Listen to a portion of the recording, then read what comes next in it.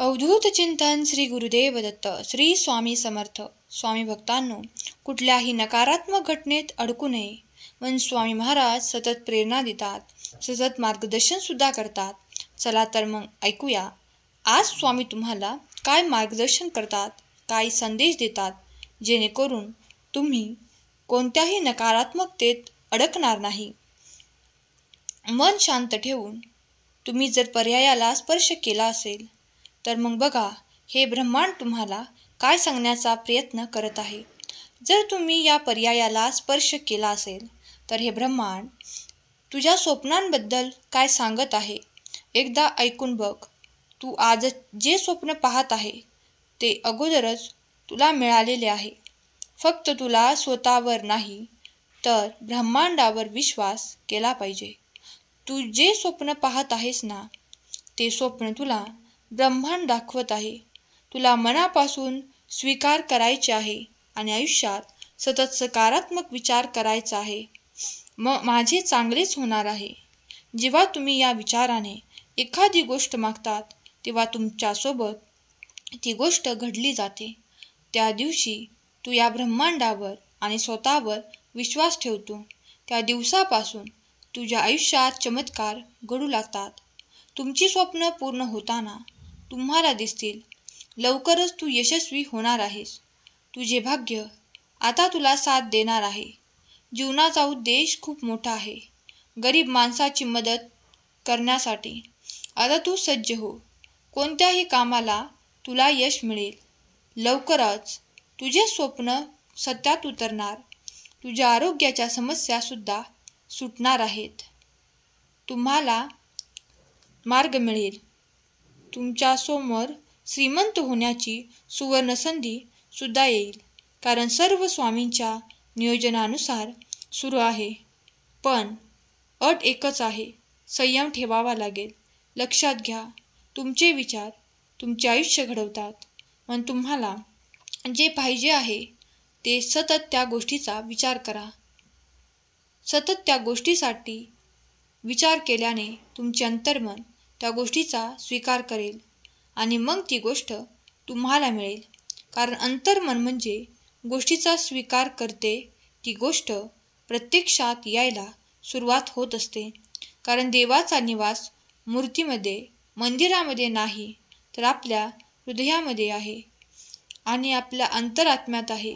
आणि जेव्हा तुम्ही सतत एखाद्या गोष्टीचा विचार करता तेव्हा ती गोष्ट तुमच्या अंतर्मनापर्यंत म्हणजे तुमच्या देवापर्यंत पोचते. तुम्हाला तुमच्या स्वप्नांची तारीख फिक्स करायची आहे. जर तुम्ही घर साफ करण्यासाठी स्वतःला 30 दिवस दिले तेवढाच वेळ लागेल. पण ते काम जर तुम्ही 3 तासात ठरवलं तर ते काम 3 तासात सुद्धा पूर्ण होऊ शकतं. तुम्हाला ठरवायचं आहे आणि काम करायला सुरुवात करायची आहे. स्वामी सांगतात, आमची सेवा कधीच वाया जात नाही. हा थोडा वेळ लागू शकतो पण तुम्हाला त्याचे फळ नक्कीच मिळतं. तुमचे भोग तुम्हाला भोगायचेच आहेत. भोगाची तीव्रता तेव्हा स्वामी स्वतः कमी करतात.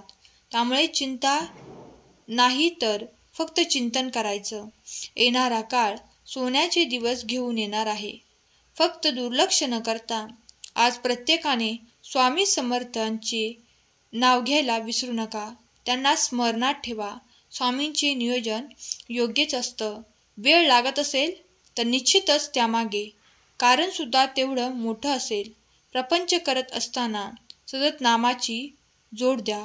कारण प्रत्येक वेळी प्रत्येक कामात घेतलेले नावे जीवनात वेगवेगळ्या अर्थ देत असतात आणि तेथे तुमचे मन तीर्थस्थान बनते. भोजन करताना नाम घेतले तर तो प्रसाद होतो. स्वयंपाक करताना नाम घेतला तर तो महाप्रसाद होतो. काम करताना नाम घेतलं तर ते कर्म होतं.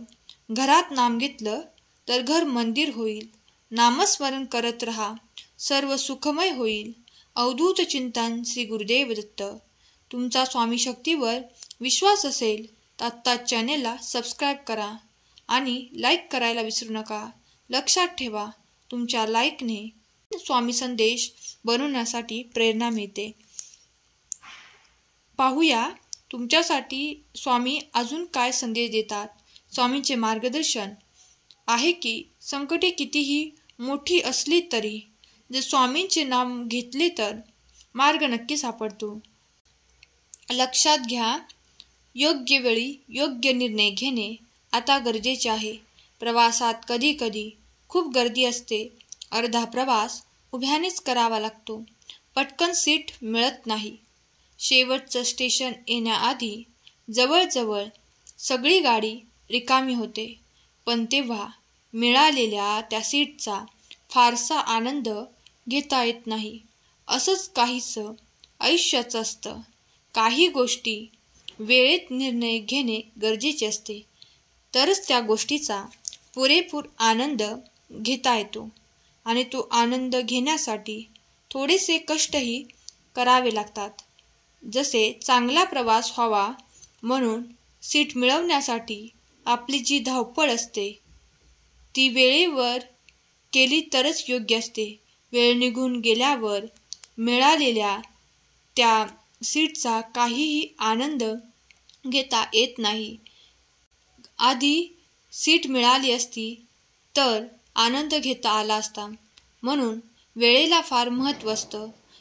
वेळेत योग्य निर्णय आणि योग्य गोष्टी केल्या तर आयुष्यात खूप कमी कठीण काळ येतो आणि अर्ध्या आयुष्याचा प्रवास आनंदाने जगता येतो. वेळ आहे तोपर्यंतच निर्णय घ्यावे. वेळ गेल्यानंतर निर्णय घेऊन काहीही उपयोग होत नाही. आणि आयुष्यात कधीही माघार घेऊ नका. कोणतीही वेळ गेलेली अजिबात परत येत नसते. जेथून तुम्ही सुरुवात करतात तेथूनच तुमची वेळ सुरू होते.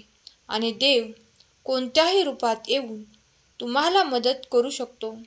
आणि एखादी गोष्ट मिळवायला वेळ लागत आहे म्हणजे स्वामींचा तुमच्याकडे लक्ष नाही असं नाही, तर स्वामी आहेत आणि योग्य वेळ आली तर त्यांचे तुम्ही अपेक्षा सुद्धा केली नसेल अशा परिस्थितीत तुमच्या सोबत स्वामी असतील. धीर सोडू नका. स्वामींचे स्मरण करा. स्वामींचे नामस्मरण करा. योग्य वेळी तुमच्यासाठी योग्य मार्गदर्शन स्वामी करतील आणि तुम्हाला तुमच्या मनातल्या प्रश्नांची उत्तरे सुद्धा नक्की देतील. स्वामी म्हणतात, बाळांनो, विधी लिखित बदलू शकत नाही. त्याचा स्वीकार करा. विश्वास कायम ठेवा. जोपर्यंत आम्ही आहोत तोपर्यंत काही चुकीचं घडू शकत नाही. घडणारी गोष्ट आज जरी अप्रिय वाटत असेल तरी उद्या होणारे त्याचे परिणाम चांगलेच आहेत. आणि आम्ही तुमच्या जीवनाचे उत्कृष्ट नियोजन अगोदरच करून ठेवले आहे. त्यामुळे संयम ठेवा. आयुष्यात काही गोष्टी उशिरास मिळतात आणि सगळं आधीच ठरलेलं आहे. उगाचच डोकं लावून गुंता वाढवायचा नाही. तुमचं काम फक्त देवावर विश्वास ठेवून नाम घेणे आहे. बाकी तो कसा देणार, कुठून देणार याचा विचार करणे तुमचं काम नाही. देवाच्या दरबारात उशीर नक्कीच असतो, पण अंधार कधीच नसतो. विश्वास ठेवा. एक दिवस असा येईल की स्वामी तुमच्यावर इतकी कृपा करतील की तुमची ओंजळ देखील अपुरी पडेल आणि पुढे जाऊन आयुष्याचे खूप काही सुंदर असे नियोजन आहे. तुमचे खूप काही कल्याण होणार आहे. म्हणून उगाचच पुढचा विचार करत बसू नका. आणि तुझ्या आयुष्याचे लेखक आम्ही आहोत हे विसरू नकोस. लक्षात घ्या, ज्या दिवशी आमच्या भक्तांची सहनशक्ती संपते त्या दिवशी आम्ही त्यांच्या आयुष्याचा धडाच बदलून टाकतो. दुःख आलं म्हणून खचू नका. संकट हे तुमच्या श्रद्धेची परीक्षा पाहण्यासाठी येत असतं. स्वामींचे नाव घ्या. धैर्य ठेवा. स्वामी तुम्हाला कधीही एकटे सोडणार नाहीत. नकारात्मक विचारांपासून तुला कोणावरही राग व्यक्त करण्याआधी विचार कर. जे तुमचे नाहीत त्यामागे जाऊ नका. तुमचे जे आहे त्यात समाधान शोधा. आपल्या कुटुंबासाठी आणि स्वतःसाठी काहीतरी चांगलं करा. चिंतन करू नका. सगळं काही मी पाहतोय आणि योग्य वेळ आल्यावर योग्य न्याय सुद्धा करणार आहे. आजचा संदेश शेवटपर्यंत ऐकल्याबद्दल धन्यवाद. स्वामी तुमच्या सर्वांच्या सर्व चांगल्या इच्छा पूर्ण करोत, हीच स्वामी माऊली चरणी प्रार्थना. केलेली सेवा स्वामींचरणी अर्पण करते. धन्यवाद. श्री स्वामी समर्थ.